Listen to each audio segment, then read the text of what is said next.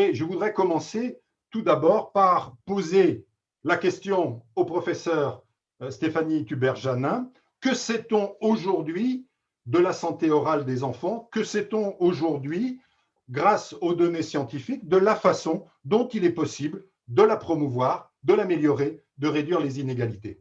Stéphanie Tuber-Janin, c'est à vous. Merci beaucoup. Donc, merci beaucoup Didier Jourdan pour cette très riche introduction. Nous allons voir en effet ce qu'il faut savoir en matière de promotion de la santé orale ou promotion de la santé bucco-dentaire avant de vous présenter le projet Kidouli en lui-même.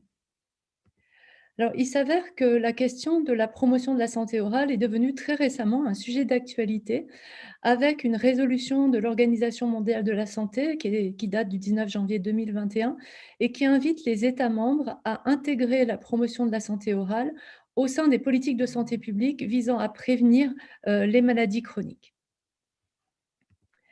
Alors, en effet, les maladies buccales les plus fréquentes dans la bouche que sont la carie dentaire ou la maladie parodontale sont des maladies multifactorielles, des maladies chroniques. Elles ont une composante bactérienne, mais c'est des maladies assez complexes qui évoluent tout au long de la vie et qui, en l'absence de traitement, conduisent malheureusement à la perte des dents et à ce qu'on appelle l'édentement.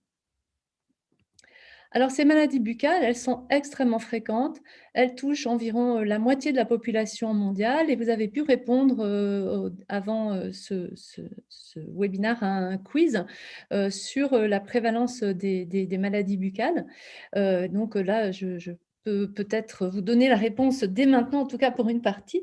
C'est qu'en termes de prévalence, les maladies buccales se positionnent au premier rang devant les douleurs céphaliques et devant la tuberculose en termes de fréquence. Et de la même façon, on vous a demandé tout à l'heure, est-ce que la maladie parodontale se positionnait avant ou après le mal de dos en termes de fréquence? Eh bien, la maladie parodontale, c'est une pathologie qui est plus fréquente que le mal de dos. Donc, on a affaire à des pathologies vraiment extrêmement fréquentes. Alors, les maladies buccales se développent tout au long de la vie avec un continuum qui démarre pendant la grossesse. On sait en France qu'en moyenne, une femme sur deux est atteinte de maladie parodontale. Alors, une maladie parodontale a un stade initial qui s'appelle la gingivite, mais qui a un impact sur la santé générale et la santé dentaire de l'enfant ensuite. La maladie carieuse apparaît potentiellement chez des enfants très jeunes, dès l'âge de 1 ou 2 ans. Et à l'âge de 5 ans, on constate au niveau européen que la prévalence de la carie varie selon les pays de 25 à 60%, ce qui correspond, on l'a vu déjà précédemment, à une prévalence très élevée. Et puis tout ceci se continue s'il n'y a pas de prise en charge préventive ou thérapeutique pendant l'enfance, pendant l'adolescence, à l'âge adulte où on peut voir sur cette diapositive que on a des adultes qui n'ont peut-être pas des comportements de brossage absolument parfaits, avec entre 50 et 80% selon les pays d'adultes qui se brossent les dents 2 fois par jour. Et puis, comme on l'a envisagé précédemment, chez les personnes âgées, en fonction du système de santé dans lequel évoluent les personnes, on va retrouver 15 à 20% de la population qui peut être totalement édentée.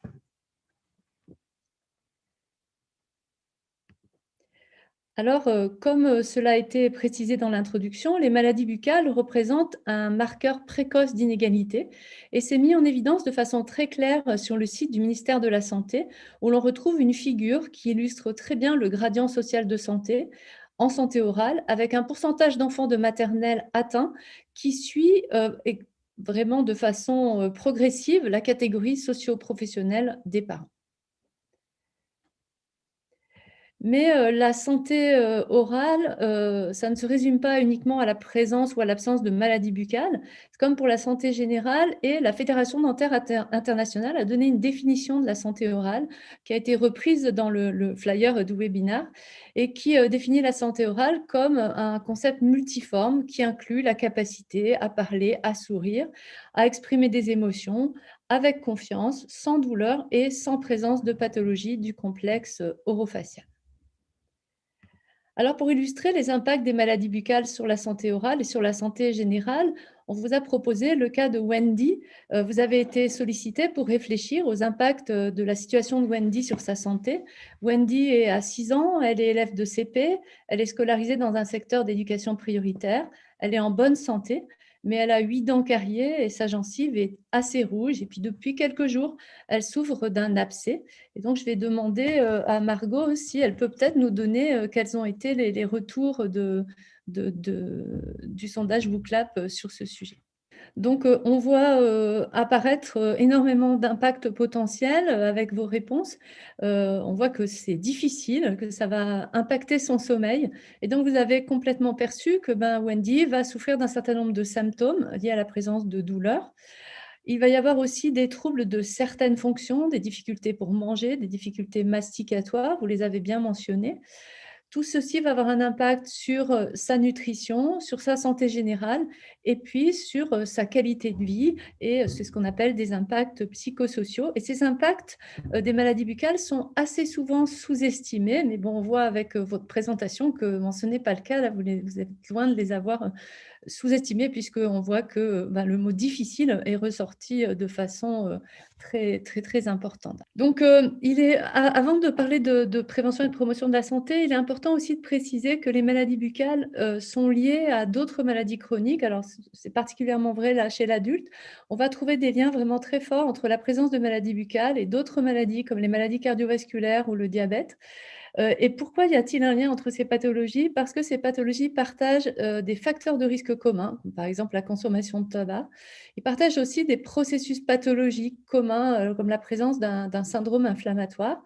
Et ces pathologies partagent aussi des impacts fonctionnels qu'on a vus précédemment et qui vont influencer la qualité de vie des personnes. Alors, pour agir en promotion de la santé orale, je crois qu'il est vraiment important de considérer les concepts habituels qui sont utilisés en santé publique en les différenciant bien et en les appliquant à la situation de la santé orale, en relevant bien ce qui concerne la prévention primaire, ce qui concerne l'éducation à la santé, comme le projet Kidouli, et puis ce qui concerne plus la prévention secondaire avec le dépistage et toutes les actions qui peuvent être mises en place pour favoriser l'accès aux soins.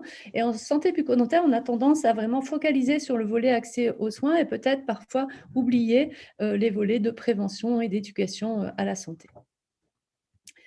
Alors, si l'on prend l'exemple de la prévention de la carie dentaire, les actions de prévention reposent sur des stratégies qui sont bien connues et qui visent d'une part à diminuer la quantité de bactéries cariogènes en bouche par le brossage, à diminuer la fréquence de consommation des sucres libres le plus possible dans la journée, et puis à augmenter les apports d'éléments de protection et notamment les apports en fluor, de façon à réduire la déminéralisation de par la réduction de l'acidité dans la bouche.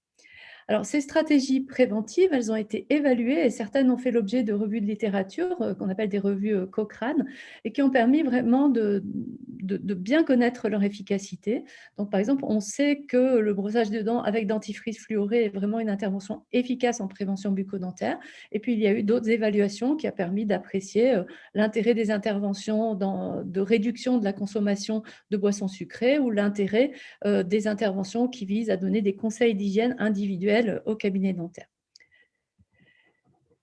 Mais aujourd'hui, on s'interroge sur les effets de ces interventions quand elles sont utilisées dans les conditions réelles et sur les terrains. Et c'est la raison pour laquelle on parle de plus en plus d'approche par facteurs de risque communs. Cette approche considère qu'il est préférable d'agir sur des facteurs de risque, voire des déterminants sociaux communs aux maladies chroniques et de travailler plus de façon pluridisciplinaire et, on l'a dit précédemment, intersectorielle. D'autre part, comme en promotion de la santé, en général, les interventions de promotion de la santé orale évoluent avec plus de prise en compte des déterminants sociaux de la santé, une volonté vraiment d'assurer la cohérence des interventions. La nécessité de penser les interventions en intersectorialité, comme ici avec un lien entre la santé et l'éducation, et puis une volonté d'intégrer les interventions le plus possible avec la prise en compte des écosystèmes de vie dans lesquels évoluent les personnes, avec derrière l'idée aussi d'agir à long terme. Et je crois qu'il ne faut pas oublier, là encore, l'évaluation. Et je voudrais souligner la collaboration qui a aussi été mise en place avec les infirmières scolaires de la ville de Clermont-Ferrand, qui nous aident à faire une phase pilote de développement de l'outil Kidouli et une évaluation initiale de l'intérêt de ce projet. Voilà, je vous remercie de votre attention. J'espère que cette présentation vous aura permis de repositionner un petit peu tout ce qui concerne la promotion de la santé orale. Et je vous quitte en vous laissant quelques liens utiles à votre attention, notamment un lien vers l'Agence sanitaire et sociale de Nouvelle-Calédonie qui développe un gros programme de promotion de la santé orale, et puis d'autres liens qui seront à votre disposition. Je vous remercie de votre attention. Merci infiniment, Stéphanie Tuberjanin, pour cette intervention extrêmement claire.